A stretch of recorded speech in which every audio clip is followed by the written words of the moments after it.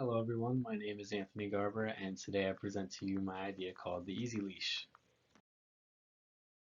So I wanted to start off today with a quick story. So to the left here, when this picture first popped up, did you notice anybody calling your name or begging you to come over? Well, if you didn't, then your dog probably did. See to the left there, there's a squirrel sitting underneath the tree. Anybody who has a dog that loves to say hi and be friends with everybody knows exactly what's going to happen right after that. The dog's going to take off, and if you're using a retractable leash or a standard lanyard leash, you're still going to feel that sudden impact, especially if there's any slack in either of the lines. This is exactly what happened about 2 years ago when my girlfriend and I had decided to get a dog. We ended up with a golden retriever puppy named Milo, and he took off one day running after a squirrel, and she pressed the button on the retractable leash, and he accidentally torqued her back, and she had to actually go back to a chiropractor because she had some pre-existing back conditions. So I was able to see that there is a real problem here. And that's exactly what I'm here to discuss today. So retractable dog leashes currently on the market, while yes, they are compact and convenient, they do pose a real issue when you use the mechanical locking feature. Um, if any point the dog is able to gain a significant amount of momentum when you lock up the leash, that momentum is going to be transferred directly to you. And so you're going to feel it on your shoulder, and they're going to feel the equal and opposite force pulling back on their neck. To me, this was a problem, and so I set out to fix it. I started by trying to evaluate if there were any options out there that would allow the user to relieve any force that's being applied to them. So really the only thing out there are your standard retractable leashes, which, yeah, compact, convenient, and they allow a greater range of motion, but they have that dangerous locking mechanism.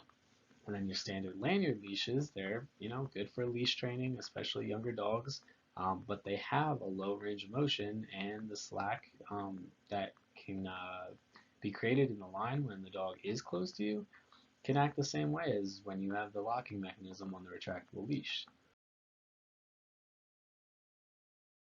And that being said, today I bring to you my solution, the Easy Leash. So I created a dog leash that has a friction braking mechanism within it that is actuated by a trigger, and it almost works pretty much similar to a bike brake. So it clamps down on the reel, so it's actually able to slowly and gradually slow down the dog rather than have that instantaneous locking up. This gives the user a greater amount of control because they don't just have to rely on the locking mechanism, and so they do have the option depending on the scenario that they're in.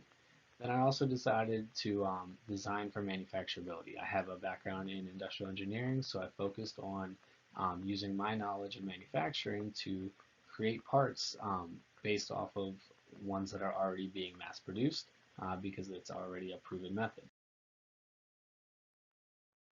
So again, my name is Anthony Garber, and I am the creator of the Easy Leash.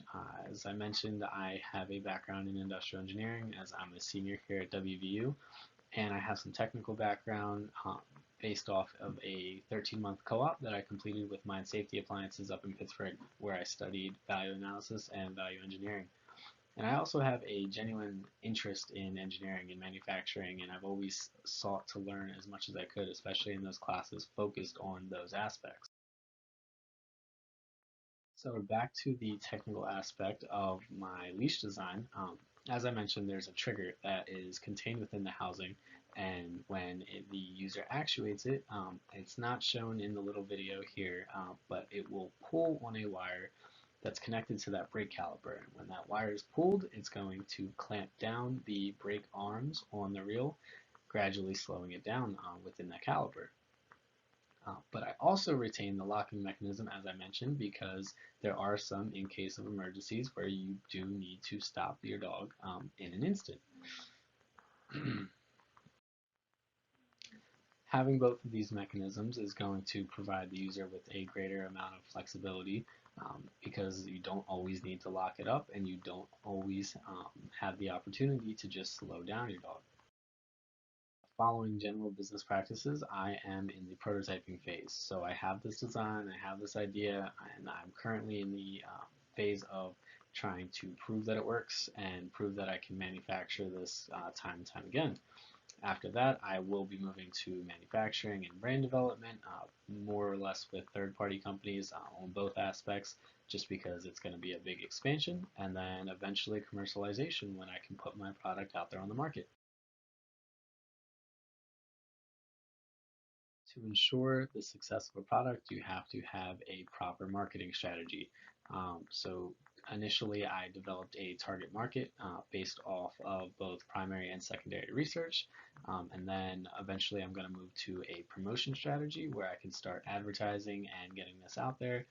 Specifically, looking for social media right now, just because of the widely accessible um, range of customers and consumers, and then market introduction when I finally break it out and am able to get this into the hands of the customers.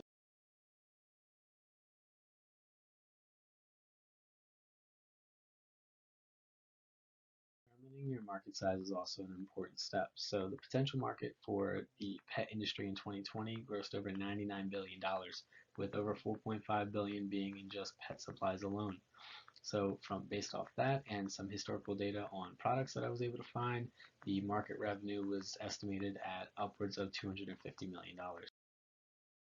As part of my research, I also conducted a full SWOT analysis, specifically starting with the strengths of my product and the company as a whole, then moving towards the weaknesses, eventually to opportunities that could open up in the near future, and then threats to what could potentially be a major pitfall or setback.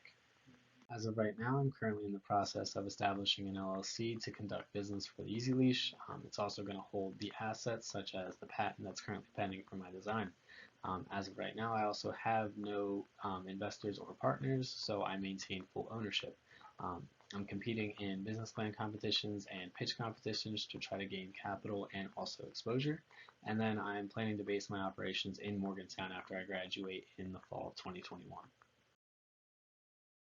Here I have a quick analysis of my top competitors. As you can see, they may all have their strong suits, but they all also fall short in the one aspect that I am trying to fix. So my initial budget plan is going to be roughly $82,000. As you can see here, I have some categories, and then on this slide, I have a complete breakdown on use of funds for the initial capital needed. And my next steps are going to be focused around design, marketing, and manufacturing moving forward. With my plans laid out, I'm looking to you as investors for both financial backing and professional guidance. But I hope you enjoyed my presentation today, and I do greatly appreciate your time.